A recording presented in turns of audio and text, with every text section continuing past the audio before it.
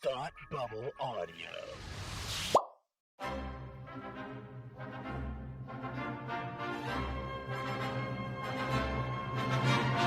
Look, up in the sky! You will never find the more wretched hive of scum and villainy. Welcome to Beer with Geeks with Tim and Frank. Who are you?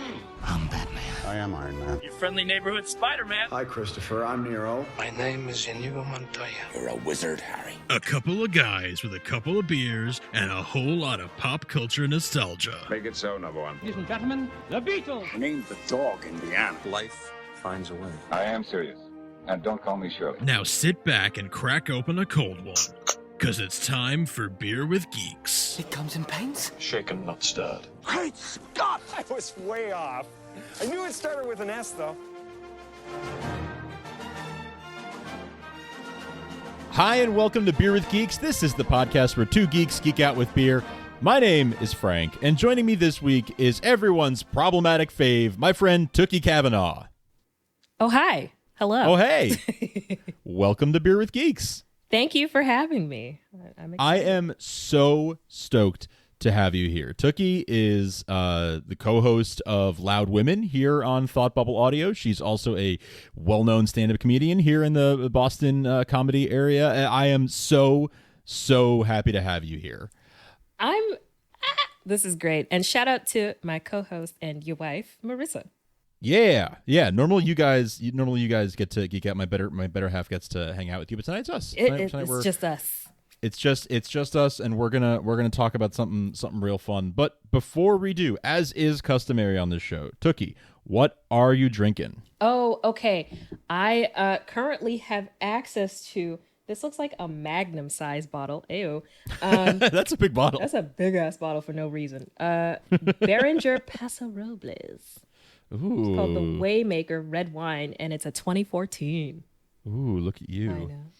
Oh, yours is much more aged than mine. I went. You inspired me to go with wine tonight. Thank you. And I am drinking a La Finca Tempranillo from Argentina, the land of my mother. That is spicy. I like it. So, yeah, it's good. I'm into this.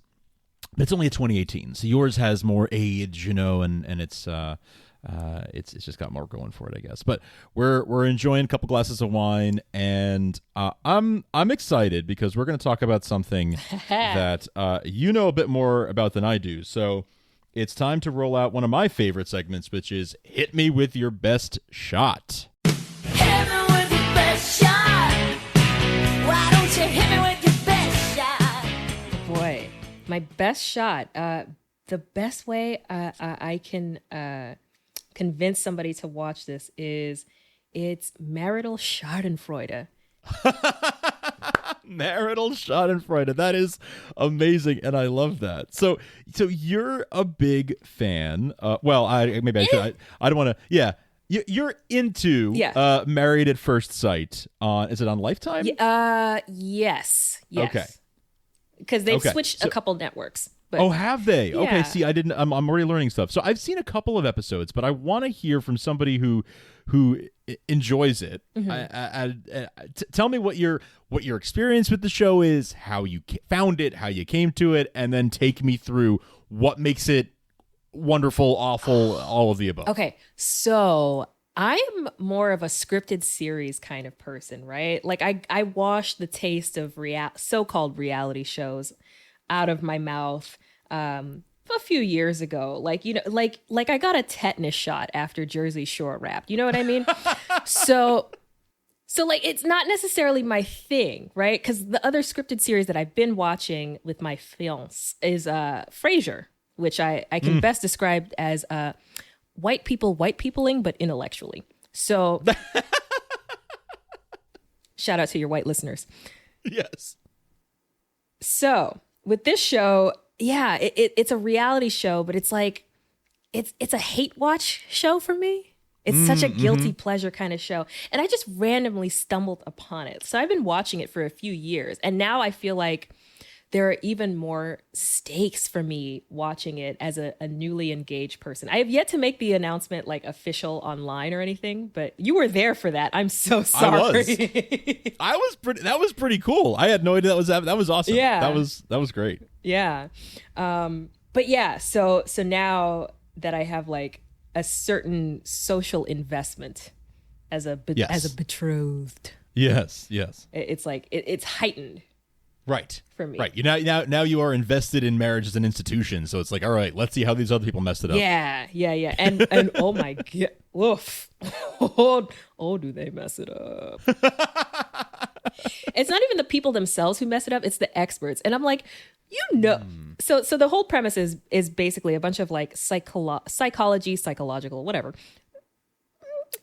Those. So a bunch of these quote unquote experts who work in the field of psychology, let's say, match a pair of couples. So it used to be 3 pairs, but now they've expanded it to 4 pairs.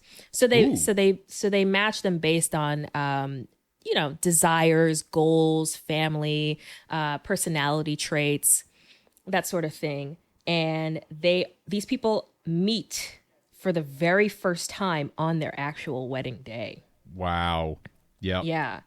Yep. And they are legally it's a contract with the state, and the only way out of it is through divorce, because they're married for 6 weeks, which I believe is past the point for where you can annul in most states. I see. Okay, didn't realize that. Interesting. In some states, it depends. Sure, obviously, yeah, sure.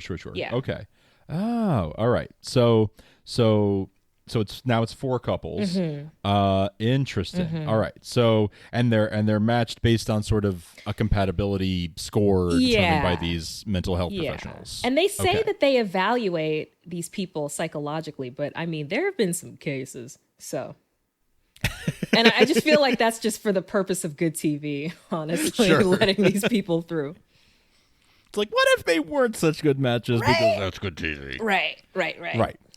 Okay, right on. So I'm with you so far. So I've like I said, I've seen a little bit. I watched a bit a year or 2 ago when they did a season that was all folks in Boston. Oh yes. Marissa was big on that. So we watched. I caught a little bit of it.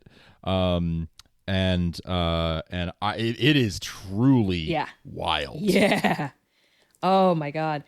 I always feel a certain, I guess, like a heightened sense of investment in Black couples, because they always have the one token Black couple. And okay, I see. Yeah. Or an ethnic couple, because in one season it was an interracial couple. I believe she was South Asian and he was white, and they matched them. Okay. So, okay. Got it. So, I get a little, invested. I get a little concerned. Okay. Especially for portrayal purposes. Yeah, I wonder about that. How do they do on that front? Sometimes it's good, and sometimes it's like, why? Sometimes, especially I'm sensitive to depictions of women of color on these kinds of semi-scripted, if you will, reality TV shows. And if they catch them in a moment that's not flattering, it's like, why would you use that footage? Because she's just being a human, but it plays into tropes that exist. So it's this complicated thing that it's just like, sometimes their depictions of Black couples, I sit and watch, and I'm just like, I'm staring at Martin Luther King right now. Just.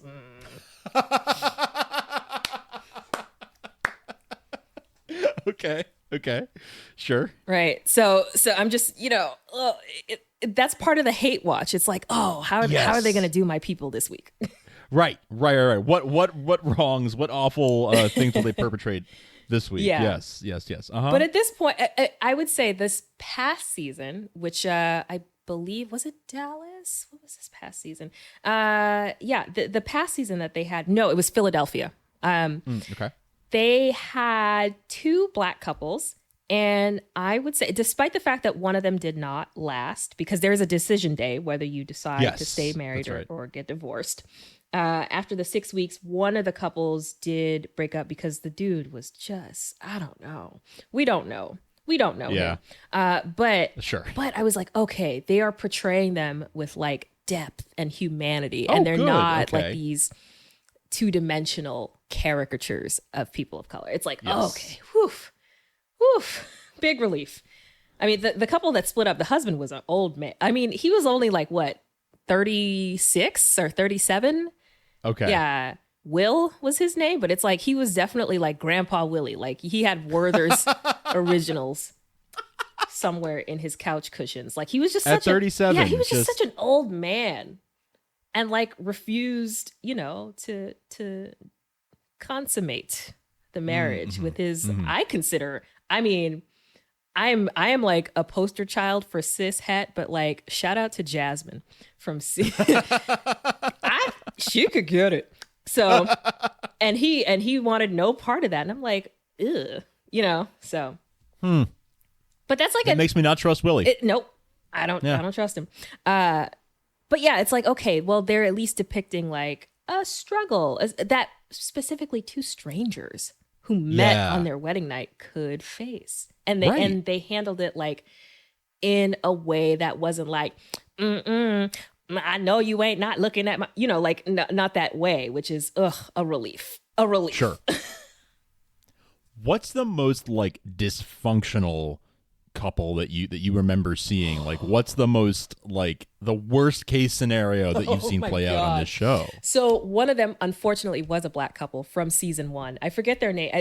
The names escape me. I don't remember off the top of my head. But it was this couple that was matched, and they were a poor match because their personalities clashed. But like they would hate and it's I'm sorry. They would hate stup. Sure. Yeah, sure. And I'm like, y'all put that on TV?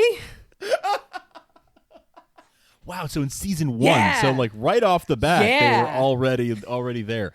Wow. Yeah. It was deep. Damn. Yeah. It was intense. And I was like, why? But then that's why I had to keep watching, because I'm like, this next black couple, they better not do them like this, And so it got better from there.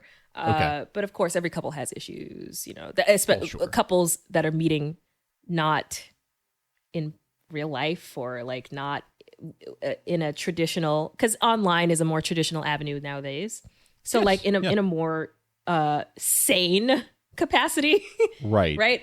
These are in a like getting to know you in Exactly. any way, shape, or form, right? Like because swiping has its stigmas, but you're still connecting with that person. There's still like a trial period where you're figuring out who this person is, and like if it's gonna be a match. Right. Yeah. Right. Where this is just literally like, hey, nice to meet you. I do. Right. Right. Like arranged marriage. Right. Yeah. Yeah, that's true. I never really thought about it that, but you're right. It really is arranged marriage, like for the 21st century and for our general amusement. Yeah. Like some kind of, Roman circus type of thing. It is. Like It is it is really just like you drop these two at the altar and fight. Like it is. Let's see what happens. Yeah, like Mortal Kombat Marriage Edition or something. Yeah, wow. Yeah, and decision day is definitely finish him, because some people, some couples implode and. So what? How, do they? Are they forced to cohabitate for that? What's the period of time? 6 weeks again. 6 weeks. Yeah. 6 weeks. So so are they forced to cohabitate for the entire 6 weeks? Can they bail if it's really not working out, or is it like you got to stick it out to the end? Only one couple bailed, and it was on their honeymoon. The woman just like couldn't take it anymore for whatever reason, and I think it was within 2 weeks she was like, "I'm out," and they were really. Wow. Yeah. But Wow. so the format has kind of evolved. So now it's more the case that they give the couples a stipend, and they use that because the show's got a better budget now. Let's be honest. Sure, right. So they give the couples a stipend, and then they move them into a neutral space, because before it used to be like sometimes they would go over to the wife's and the new husband would kind of live there, or the wife would move into the new husband's space, and it would be weird. And so then they start off on a neutral footing with this new space where they both moving in, and they've got, you know, whatever to cover XYZ expenses on from the show that the show grants them. So, you know, it's more conducive to this new format that they're implementing is more conducive to harmony in a sense, because there isn't this whole, well, I moved in here, you moved in there, or you're moving into my space. I feel like making one of them move into the other's space is sort of a recipe for disaster right off the bat, right? Because there's a recipe for resentment, if nothing else. Oh, yeah. You're going to feel out of your element. You're going to feel like you got to stay in your house, but I have to live in yours. Exactly. Like, this kind of sucks. Yeah. I see that. So they move them in, and then they go on a honeymoon for like a week to some exotic location. They send him on a honeymoon. That's cool. At least they get a free vacation out of it. Yeah. And the stipend doesn't suck either, I guess. Yeah. And is there like, other than you know, picking a partner at the end, do they get like any prize money or anything like that, or you either get a new spouse or divorced. That's about it. All right, There's nobody really wins. Got it. Not that marriage isn't a win. No, I'm just sure. saying. Yeah. There's no. The stakes are marriage. Right. Okay. Gotcha. Yeah. So that sounds like that season 1 couple was pretty dysfunctional right off the bat. Oh yes. Any other notable like lovable train wrecks? Like any other amazing things that fell apart as they went along? Oh boy. Okay. I can think of 2 examples. There was this one couple, it was either season 2 or 3. There was this Latina woman, and they set her up with this man who is, okay, I can say this because my father is a Jew. You know how the Fonz was actually Jewish? Yes. In real life? Yeah. Yes.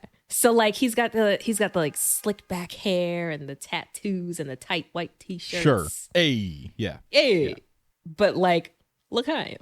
Yeah. So right. I told you people I was problematic. So anyway, it's right there in my Twitter. It is. But yeah, so he's kind of like, oh God, I hate this. But you know, he's that guy with the swag, or at least tries to have that and conveys that, you know, smooth talker, ladies man kind of. And it's just the whole time, this poor, I don't know if she was necessarily innocent completely, but I felt for her because it seemed she was very much in a doormat position, and she really wanted this marriage, and yet he was just like it was eventually revealed that he had been unfaithful and sent like in a 6 card. weeks. And I mean, you know, some people, I'm not here to judge, just hate watch. Right. Sure. Yeah. But you know, in 6 weeks, I know. Come on, man. Just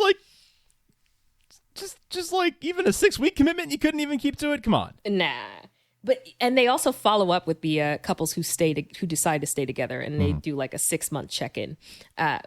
And within that time period, it really completely fell apart. But it was just gross, because it was really gross to watch him like do the, I'm like, what do you want me to do? I'm here for you. Kind of that smooth talky. And I'm like, oh, stop it.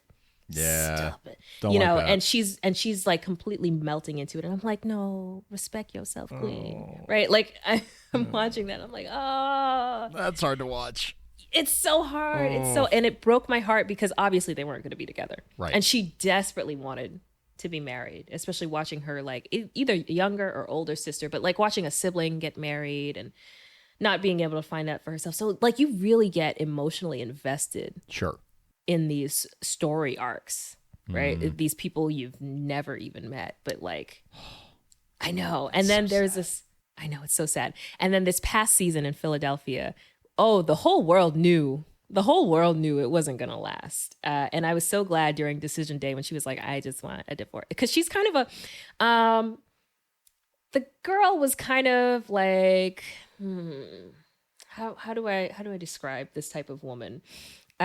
She is the face of that brand of wine, White Girl Rosé. Okay. Know what I mean? Yeah. I think I do. She's like, I'm Kate, and I kind of talk like this, and like, I'm just really concerned because he just doesn't touch me, right? Like, like that. Gotcha.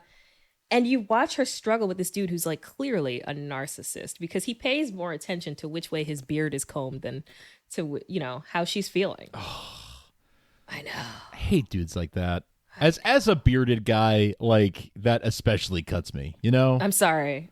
I hate dudes like that. I'm sorry. And I apologize yeah. on behalf of bearded men everywhere. No, he has, it was not fun watching him, but it was also fun hate watching him. Sure. Just because I could lay into him like, look at you. You spend more time picking out pomade than you do with your wife. Ugh. Right? Right? Man. It sounds like there's plenty to hate watch about the show. Oh, yes. Is there anything that's kind of sweet or that's kind of like heartwarming? Like, are there any couples that are sort of like, wow, there's actually a spark there? Yes, there was. And of course, they played to my heart. One of the black couples from last season was just absolutely in love to the point where it was like kind of gross, where it's kind of like, yeah, this is why we have backlash against straight pride. Get a room, right? Because they were all over each other. But like, I'm here for it. I love this depiction of just two people who, I mean, they happen to meet for the first time at the altar, but they're so in love. Aww. And I'm like, yeah. And I'm like, oh, this depiction of just black love. Yes. That's awesome. That sounds really sweet. Yeah. Does that happen pretty often, or is it like what's the usual outcome of a season? Is it usually like one makes it, one doesn't, and the other does? Like, you know, I believe, yeah. So this past season was an even 50-50 split where it was two couples made it, two couples did not, and the two couples who made it were just thought the world of each other. Absolutely. Oh, good. Yeah, and that's sort of the way it breaks down. Or sometimes all three couples fail. There was a season where all three, before they implemented the 4-couple format, they all ratings. So right, can't have this again. Yeah, right. Yeah. So there is. I'm sorry. Rephrase the question so that my brain can interpret. I mean, like what sort of like what? Yeah. How often would you say there's like what's the hit rate? Right, like how often do they make it? Success rate. That's the. Yeah. So this past season was definitely 50%. Sometimes it's 2 out of 3. Sometimes it's 0 for 3. Okay. Sometimes it's 1. I'm actually surprised to hear that there have been times that it's 0 for 3. Like, yeah. I would almost, because I'm a little bit cynical about like, have you ever watched Unreal? I think it's also on Lifetime. Ooh, no. But it's the show that's it's a drama, but it's behind the scenes of a show that is The Bachelor. Gotcha. It's called Everlasting, but it's The Bachelor. Right. And it's actually written by people who used to work as producers on The Bachelor and everything. And so they wrote this drama of like what it's like behind the scenes on a dating show like The Bachelor. And they spilled a bunch of tea. They showed a lot of like the secret things that happen behind the scenes on The Bachelor, where they manipulate people into like thinking that they love somebody or thinking that they need to do something, a grand gesture that actually makes them look crazy, but they convince them that it's going to make them look. So I'm surprised to hear they don't produce them into, and at least one couple into sticking it out. I'm sort of pleasantly surprised to hear there are times where people are just like, no, it just didn't work for us, and that stands. Yeah, no, and they honor that divorce, or at least if somebody isn't holding out for jerk purposes, right? They usually are pretty expedient. Gotcha. With the with the splits, but usually the way that it goes down is they've got a young hot couple. There's always a token young hot couple. Okay. And they always end up staying together. Okay. For the most part. And then you've got like the I hate the fact that it's like people who are 35 are suddenly the elder statespeople. Gotcha. Yeah. But there was one couple, I believe it was the Boston season. Okay. That they did not last. And I think it was allegedly because she was mean to him. But I'm like, that's our culture. Being mean to each other, that's like the most Boston thing. What are you doing? I know, right? That's just do you not understand our people? Right. And I think the guy who got divorced from that young hot couple actually is now dating one of the doctors or the experts from the show. I think. Shut up. That's nuts. It's wild. It's like Wow. so wild. Have you checked out any of the spin-offs? I understand there's a couple of spin-offs from the show. I have not, just because like I'm not super interested in, you know what I mean? Like, because a lot of it is like parenting at first, I don't know, baby at first sight or something. And it's like following the wives who've gotten pregnant. And I'm kind of like, yes, yay family. But at the same time, I kind of don't want to see the result of your arranged marriage. No disrespect to the kids, but it's like, you accept that they consummate the marriage, but like, here's evidence. Right. So that makes it kind of weird for me. Yeah. Okay. Gotcha. I don't know. All right. So I get that though. I get that. Like you're there to see how the first 6 weeks work. Yeah. Not like the long term is a different show. It's a different thing. I get that. Is that weird? That sounds like I'm very anti-children. Listen, No. I think everybody born after 2000 is weird, but some of us born before 2000 are pretty weird too, Tooky, let's be honest. Not that I disagree with that, but no, I don't think that's weird. I get like you're there for they sold you a bill of goods and you're there for that. You're there for what you were sold. Precisely. Right. I'm good with that. I don't think there's anything wrong with that. It's such an interesting and weird concept for a show, and weirdly delightful, and yeah, it's fascinating to me.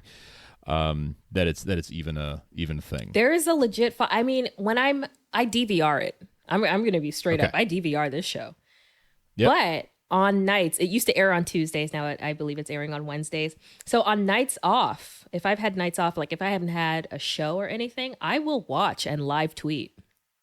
Because there are people who like actively, there's a whole community online. Yeah. Nice.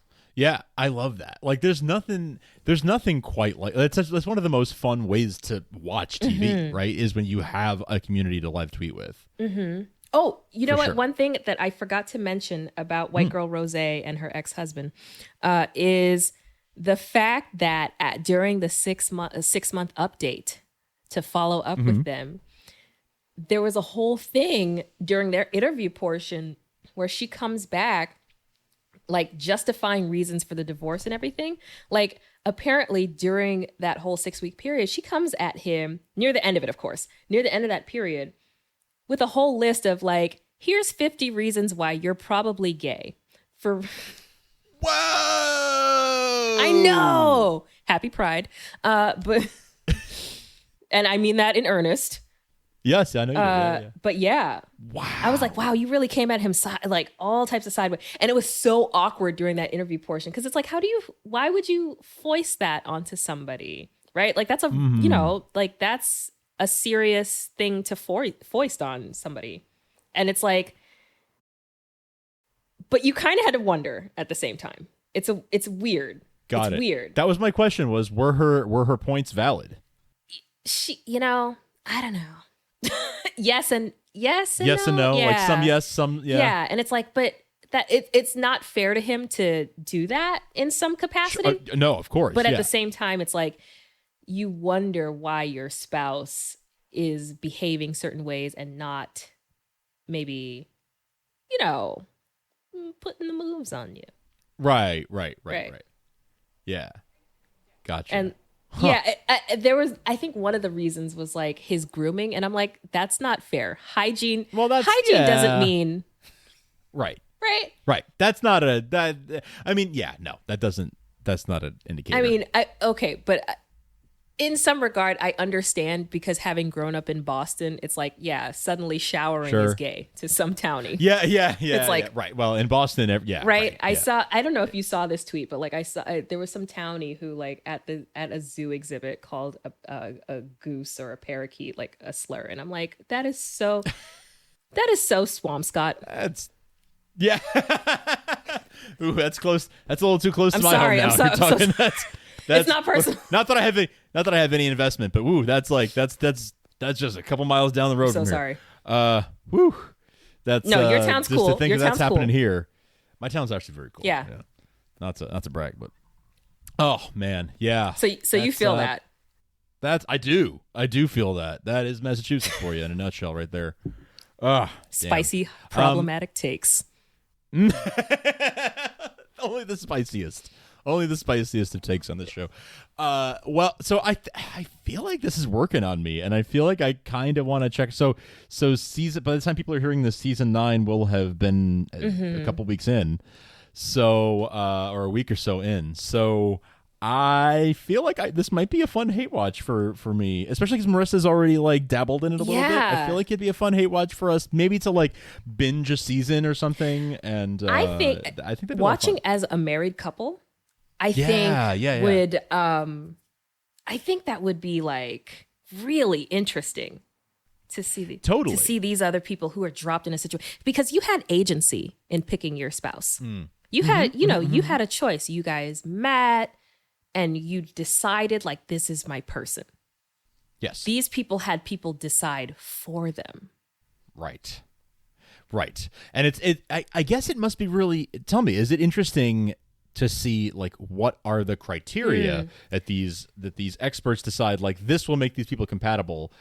Is it interesting to see, like, wow, you'd think that would work, but it doesn't? They never explicitly, like, list the rubric. And I think that's they don't detail it. Yeah, I think that's part. I think that's like for the purpose of the show sustaining itself, so that people don't go in knowing like I have to do this. I have to hit these check marks to get on TV. So people aren't auditioning. Exactly. Okay, got it. Okay, that's good. That's smart. That's so smart. These people genuinely want to be married. I mean, but with Homeboy, who was Mr. Greasy, right. That was definitely someone who just wanted some clout, some TV time. He's nice. He was nice to look at, but you know what? It's interesting. Like when you see somebody who you find facially acceptable, but they have kind of a gross spirit about them. Okay. Yeah. Yep. Yeah. Yep. I mean, I've watched enough of reality television in general to know exactly what you're talking about. Yeah. There's one in every show. I feel like. Yeah. Every time. The past couple seasons, it's been like. Because I'm not here to judge these people's appearance. It's not about that. But, for a TV show, they're going to pick maybe one or two of the cast members is going to be an exceptional looking person. Sure. But it's like... It's still TV. Yeah. But still, like, even when you get past that, it's like, ugh, I don't like... You're icky. I don't like that. Yeah. When you get past that initial, like, ooh, like, you look good, but like, ooh, but you're not good. You look good. So this past season, I think they didn't have so much of like people with icky, except for oh my God, there was this one dude who was just extra, and he made Us Only Children look real bad. I gotta say, yeah, he was a lot personality wise, and he knew that he's a lot, but it's still like, oh man, damn, like you're an awkward white guy. You shouldn't be twerking on the party bus at your bachelorette party. Just don't. Ooh. Just don't. Have fun. But like, if your legs extend into your back, don't twerk. Yeah. And offbeat, it hurt. It hurt.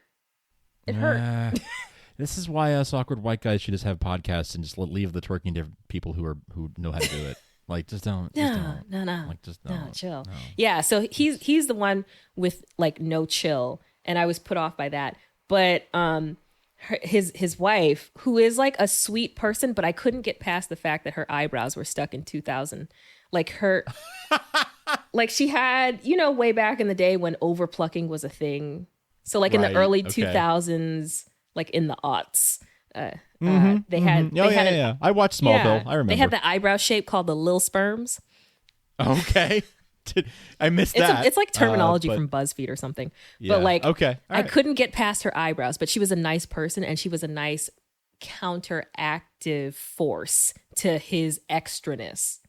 And they seemed like a good match because she could reel him in and ground him when he was doing the most. Got it.